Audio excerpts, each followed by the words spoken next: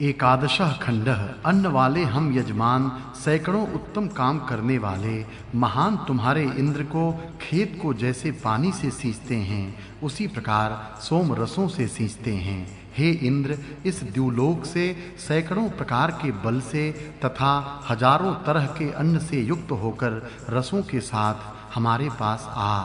उत्पन्न होते ही वृत्र को मारने वाले इंद्र ने बाण हाथ में ले लिया और अपनी माता से पूछा कि कौन-कौन महान वीर यहाँ प्रसिद्ध हैं। सभी के संरक्षण के लिए हाथों को फैलाने वाले, संरक्षण के लिए साधनों को देने वाले और जिनकी बहुत स्तुति की जाती है, ऐसे उस इंद्र को हम बुलाते हैं। मित्र और वरुण ये ज्ञानी देव हमें सरल नीति के मार्ग से ले जाते हैं। देवों के साथ समान रीति से रहने वाला अर्यमा भी हमें सरल मार्ग से उन्नति को पहुँचाए। दूर आकाश की पूर्व दिशा वाली मानो यही है ऐसी दिखाई देने वाली तथा अरुण प्रकाश को फैलाने वाली उषा जब प्रकाशित होने लगी तब प्रकाश को चारों ओर फैलाने लगी। उत्तम कर्म करने वाले मित्र और वरुण हमारे गौ समूह को घी और घी उत्पन्न करने वाले दूध से भरपूर करें, अर्थात हमें बहुत सा दूध देने वाली गायें दें। लोगों को मधुर रस से सिंचित करें। तेरे पुत्र मरुत गर्जना करते हुए यज्ञ में दिशाओं से ज्वालाओं के समान फैलते हैं। इस कारण रमाती हुई गायों को घुटने भरे तक पानी में जाना पड़ता है। व्यापक ईश्वर ने इस विश्व में ऐसा पराक्रम किया है कि यहाँ 3 प्रकार से अपने पैरों को इसने रखा है। इसके धूल से भरे एक कदम के स्थान में सब जगत समा गया है। यहाँ 11वां खंड समाप्त हुआ। द्वादशः खंडः। हे इंद्र, क्रोधित होकर सोम रसों को निकालने वाले यजमान को छोड़ दे और उत्तम रीति से सोम रस निकालने वाले के पास जा और इसके यज्ञ में सोम रस पी। महान ज्ञानी इंद्रदेव के लिए तुच्छ सा दिखाई देने वाला हमारा स्तोत्र भी प्रशंसित होता है, क्योंकि वे स्तोत्र इंद्र के गुणों का वर्णन करने वाले ही हैं। स्तुति न करने वाले का शत्रु इंद्र कहे जाने वाले स्तोत्रों को नहीं जानता है, ऐसी बात नहीं। और गाए जाने वाले गायत्र साम को नहीं सुनता, ऐसा भी नहीं। वह अवश्य जानता और सुनता है। बलवानों में भी सबसे अधिक बलवान घोड़ों को पास रखने वाला इंद्र स्तोत्रों से प्रसन्न होकर सोम यज्ञ करने वाले का मित्र होता है। हे इंद्र, हमारे सोम यज्ञ में आ। दूसरे के द्वारा दिए गए हविष्यान्न पर दृष्टि भी मत डाल। जवान स्त्री रखने वाला तरुण पुरुष अपनी स्त्री की ओर जिस प्रकार नजर रखता है उस प्रकार तू कर। हे व्यापक इंद्र, स्तोत्रों को सुनने की इच्छा करने वाले तुझे विशेष रूप से निकाले गए सोम रसों में जल मिलाने के लिए जैसे नहरें रोकते हैं, उसी प्रकार तुझे कब रोकें और तुझे वरण करें।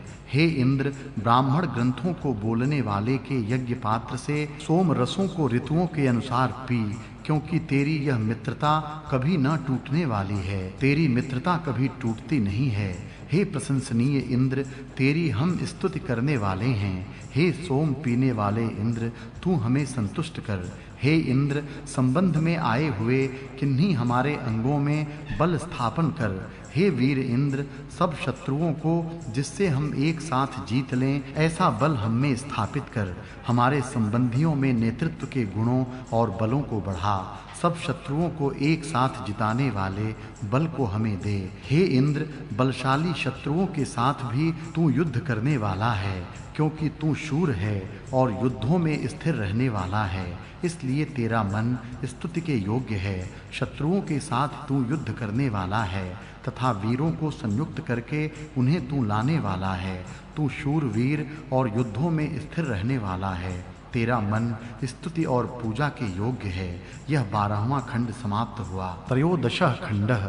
हे शूर इंद्र, इस जंगम और स्थावर जगत के स्वामी तथा सबको देखने वाले तुझे हम दूध न दुही हुई गायों के समान प्रणाम करते हैं। इस चलने वाले और स्थिर जगत का तू स्वामी है। तू सभी को देखने वाला है। तुझे हम नमस्कार करते हैं। स्तुति करने वाले हम अन्न का दान करने के समय हे इंद्र तुझे ही बुलाते हैं। सज्जनों के पालन करने वाले तुझे सब मनुष्य वृत्र के साथ होने वाले युद्ध में सहायता के लिए बुलाते हैं। उसी प्रकार घोड़ों के कारण होने वाले युद्धों में भी तुझे ही सहायता के लिए बुलाते हैं। सज्जनों का उत्तम पालन करने वाले तुझे लोग युद्धों में मदद के लिए बुलाते हैं। अन्य युद्धों में भी तुझे ही बुलाते हैं। जो बहुत सा धन अपने पास रखने वाला इंद्र स्तुति करने वाले हमारे लिए हजारों प्रकार से धन देता है, जैसे जैसे तुम जानते हो उसी प्रकार हे यज्ञ करने वालों,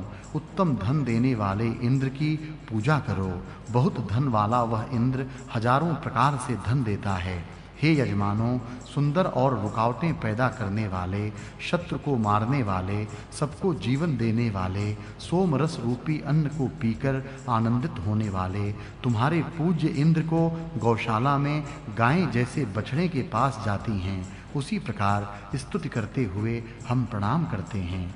बाधा करने वाले, शत्रुओं को मारने वाले इंद्र को हम नमस्कार करते हैं। हे ऋतुजों, तेज दौड़ने वाले घोड़ों से युक्त धनवान इंद्र की शत्रुओं से संरक्षण के लिए बृहद साम गाते हुए पूजा करो।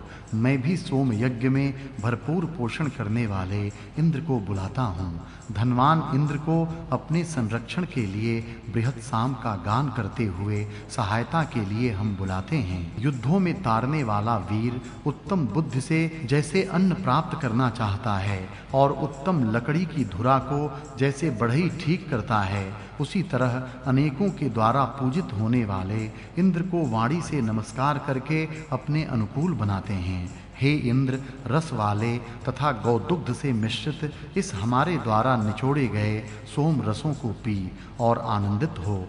एक साथ बैठकर जिसमें आनंदित होते हैं, ऐसे इस यज्ञ में तू हमारा भाई होता है, इसलिए हमारे उन्नति के मार्ग को दिखा। तेरी बुद्धि हम सबों का संरक्षण करे। एकत्र बैठकर जहाँ कर्म किया जाता है, उस काम में तू हमारा मित्र हो और हमारी उन्नति का मार्ग हमें बता। तेरी बुद्धि हमारा संरक्षण करे। हे इंद्र, निश्चय से तू धन देने के लिए आ और आकर उत्तम आचरण करने वाले मुझे धन दे। हे धनवान इंद्र, गायों की इच्छा करने वाले मुझे गाय दे। हे इंद्र, इच्छा करने वाले मुझे घोड़ा भी दे। तू धन देने के लिए आ, उत्तम आचरण करने वाले मनुष्य को धन दे। हे मरुतों, वशिष्ठ ऋषि तुमसे छोटे को भी छोड़कर स्तुति नहीं करता, अपितु सभी की स्तुति करता है। आज हमारे यज्ञ में सब मरुत एक स्थान पर बैठकर सोम रस पीवें। हे मित्रों, इंद्र के सिवाय और किसी की स्तुति न करो, बेकार परिश्रम मत करो। सोम यज्ञ में बलवान इंद्र की ही एक साथ बैठकर स्तुति करो और स्तोत्रों को बार-बार कहो। एक जगह बैठकर स्तुति करो। यह 13वां खंड समाप्त हुआ। चतुर्दशः खंडः। जो यजमान सदा वृद्धि को प्राप्त होने वाले, सभी से प्रशंसित होने वाले, महान बल के कारण किसी से न दबने वाले, शत्रु को दबाने वाले इंद्र को मैं यज्ञ से अपने अनुकूल बनाता हूँ, उस यजमान को कर्मों से कोई दबा नहीं सकता। जो इंद्र जोड़ने के साधनों के बिना भी, गले के स्नायुओं से रक्त निकलने पर भी फिर संधियों को जोड़ देता है, वह धनवान और बहुत से द्रव्यों को पास में रखने वाला इंद्र कटे हुए भागों को फिर जोड़ देता है, फिर संधियों को जोड़ता है, कटे हुए भागों को जोड़ता है। हे इंद्र, मंत्र बोलते ही जुड़ जाने वाले, अच्छे बालों वाले, सोने के रथ में जुड़े हुए सैकड़ों हजारों घोड़े तुझे सोम पीने के लिए ले आवें। हे इंद्र, आनंददायक मोर के समान केशों से युक्त घोड़े से यात्री जैसे रेगिस्तान को पार कर जाता है, उसी प्रकार बीच में आने वाली रुकावटों को दूर करते हुए आ।